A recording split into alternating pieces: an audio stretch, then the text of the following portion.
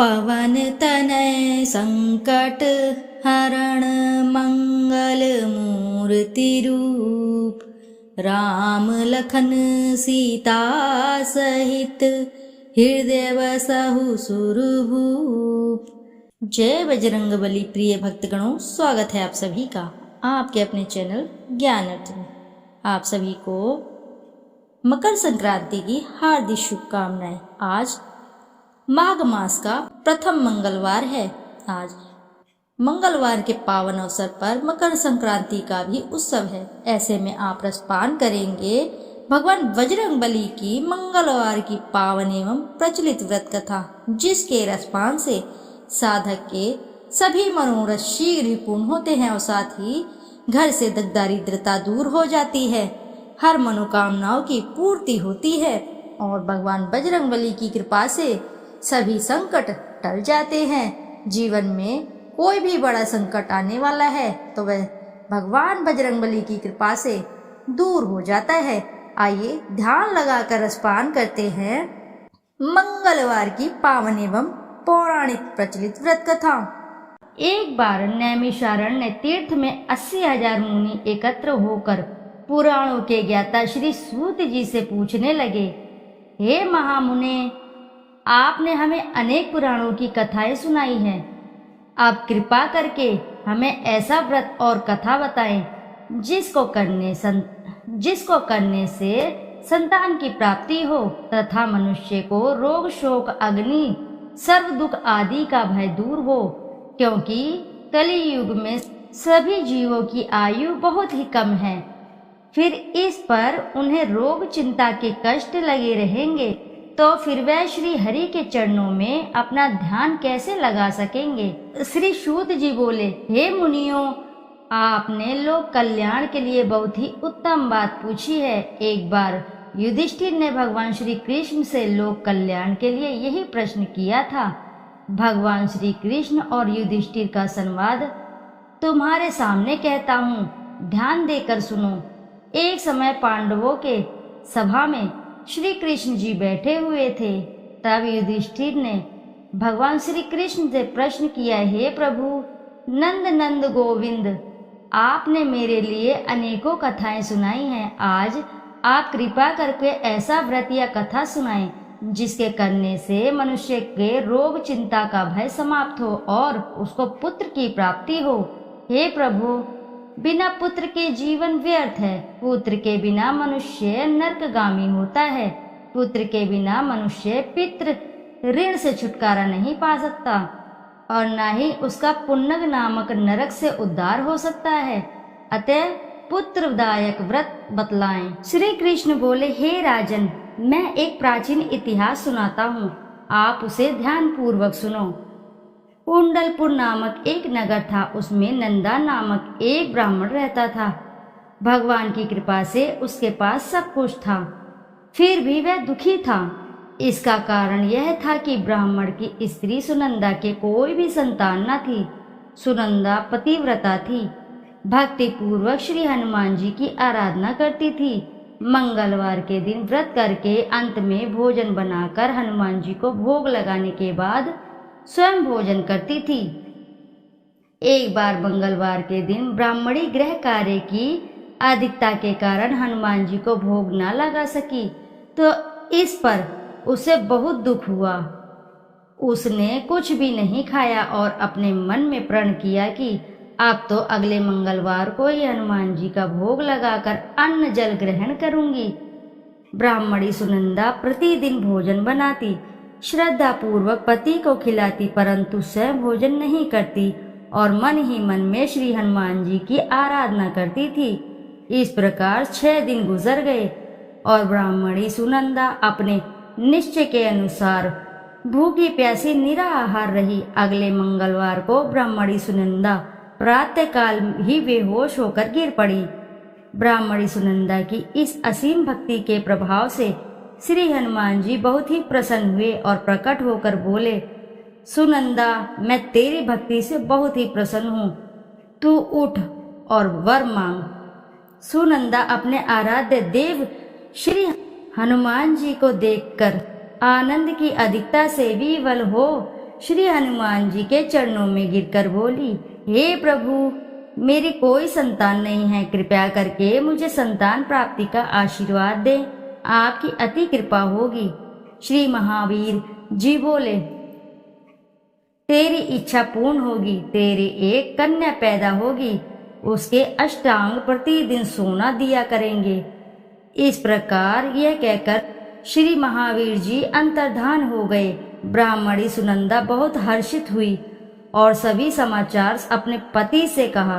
ब्राह्मण देव कन्या का वरदान सुनकर कुछ दुखी हुए, परंतु सोना मिलने की बात सुनी तो बहुत ही प्रसन्न हुए।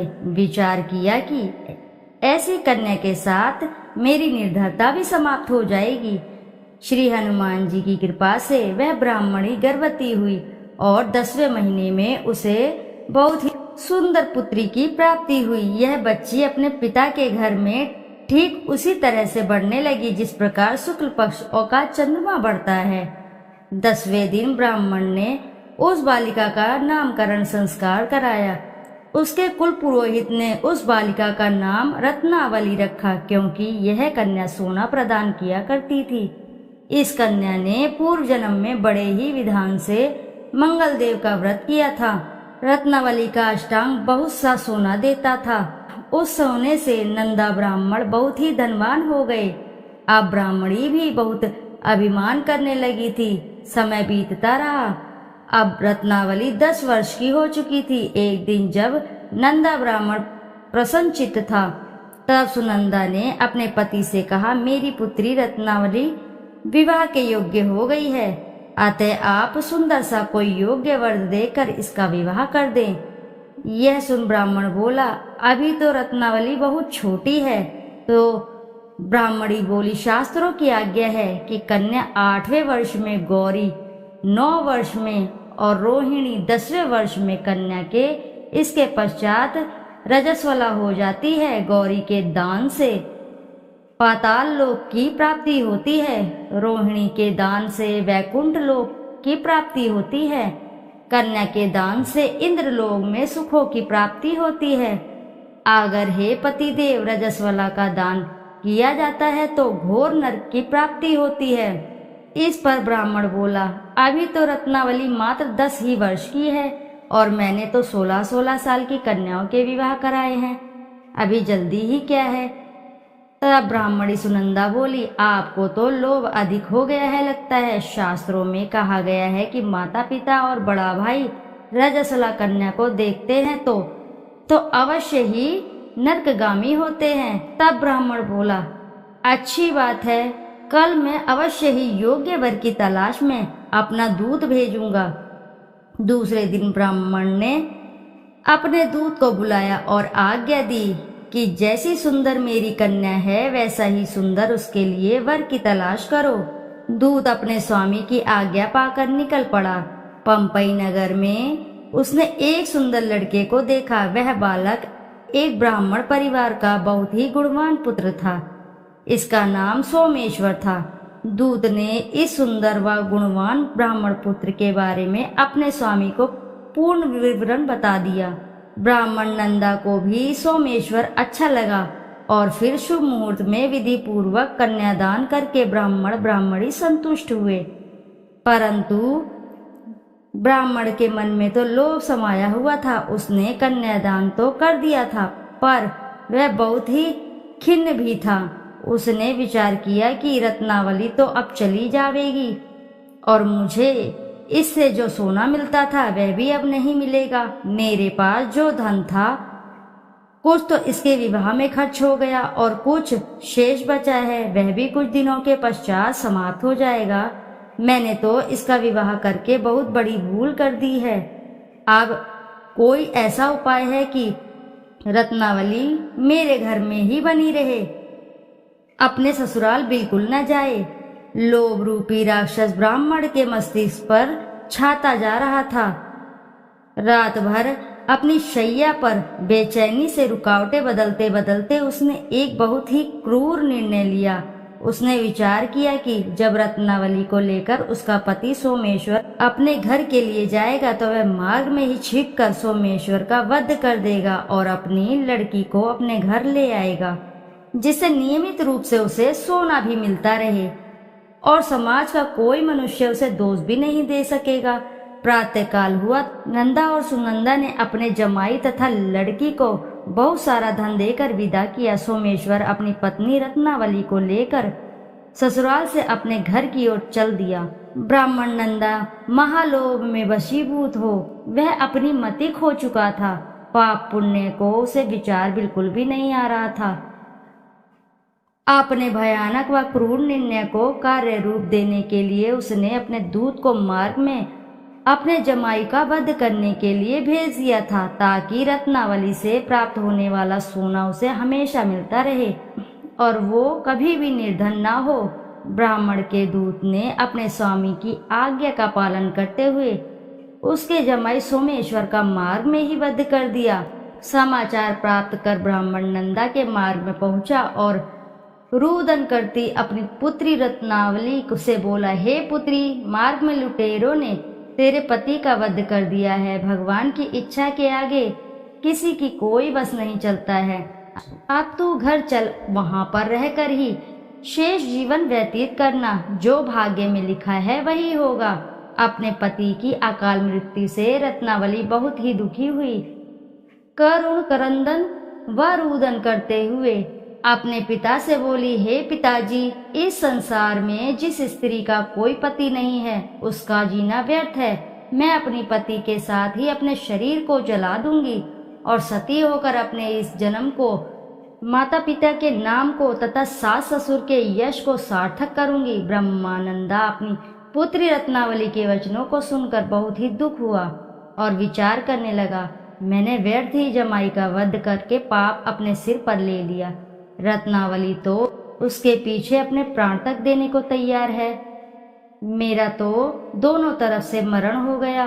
धन तो अब मिलेगा नहीं। जमाई वध के पाप के फलस्वरूप यम यातना भी भुगतनी पड़ेगी। यह सोचकर वह बहुत ही खिन्न हुआ। सोमेश्वर की चिता बनाई गई। रत्नावली सती होने की इच्छा से अपने पति के सिर पर अपनी गोद में रखकर चिता में बैठ गई। जैसे ही सोमेश्वर की चिता अग्नि जलाई गई, वैसे ही प्रसन्न हो मंगलदेव वहां प्रकट हुए और बोले, हे रत्नावली, मैं तेरे भक्ति से प्रसन्न हूँ, तू वर मांग। रत्नावली ने अपने पति का जीवन दान मांगा।